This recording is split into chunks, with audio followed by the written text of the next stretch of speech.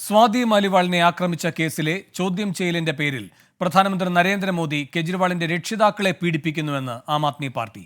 ഇന്ന് തന്റെ വൃദ്ധരായ മാതാപിതാക്കളെ ചോദ്യം ചെയ്യാൻ പോലീസ് എത്തുമെന്ന് കെജ്രിവാൾ എക്സിൽ കുറിച്ചു.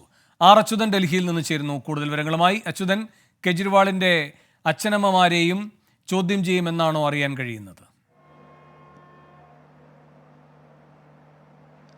വേണു, കേജ്രിവാൾ തന്നെയാണ് ഈ സന്ദേശം സമൂഹ മാധ്യമത്തിലൂടെ അറിയിച്ചിരിക്കുന്നത്. തന്റെ രക്ഷിതാക്കളെ, ഈ രോഗബാധിതരായിട്ടുള്ള രക്ഷിതാക്കളെ ഡൽഹി പോലീസ് ഇന്ന് ചോദ്യം ചെയ്യും എന്നുള്ള ഒരു വിവരമാണ് പങ്കുവച്ചത്. ഇതിനെതിരെ ആം ആദ്മി പാർട്ടി രംഗത്ത് വരികയുണ്ടായി. മോദി മനഃപൂർവ്വം ചോദ്യം ചെയ്യലിന്റെ പേരിൽ ഈ രക്ഷിതാക്കളെ, കേജ്രിവാളിന്റെ രക്ഷിതാക്കളെ പീഡിപ്പിക്കുന്നു എന്നാണ് ആം ആദ്മി ആരോപിച്ചിരിക്കുന്നത്. ഈ സ്വാതി മലിവാൾ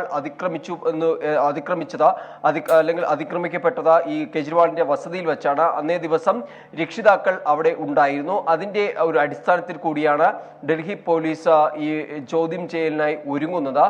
11:30 ഡൽഹി പോലീസിന്റെ സംഘം കെജ്രിവാളിന്റെ വസതിയിലെത്തും എന്നുള്ള വിവരങ്ങളാണ് ലഭിക്കുന്നത്. പക്ഷേ പോലീസിന്റെ ഭാഗത്തുനിന്ന് ഒരു ഔദ്യോഗികമായിട്ടുള്ള സ്ഥിരീകരണം ഇത് സംബന്ധിച്ച് ലഭിച്ചിട്ടില്ല.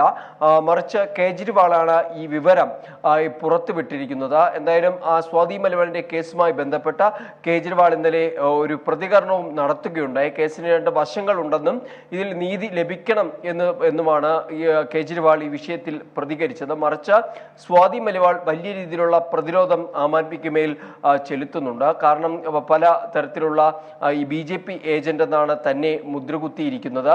തനിക്ക് പലയിടങ്ങളിൽ നിന്നും സപ്പോർട്ട്, പിന്തുണ ലഭിക്കുന്നുണ്ട്. പക്ഷേ പാർട്ടിയിൽ നിന്ന് അതില്ലെങ്കിൽ കൂടിയും പല വ്യക്തികൾ തന്നെ പിന്തുണയ്ക്കുന്നുണ്ട് എന്നുള്ള കുറിപ്പുകൾ സ്വാതി മലിവാളും എക്സ് പോസ്റ്റിൽ രേഖപ്പെടുത്തുന്നുണ്ട്. അങ്ങനെ ഒരു വശത്ത് സ്വാതി മലിവാൾ വലിയ രീതിയിലുള്ള വിമർശനങ്ങൾ ഉന്നയിക്കുന്നു, മറുവശത്ത് ആം ആദ്മി പ്രചാരണങ്ങളിലൂടെ അതിനെ പ്രതിരോധിക്കുക കൂടിയാണ്.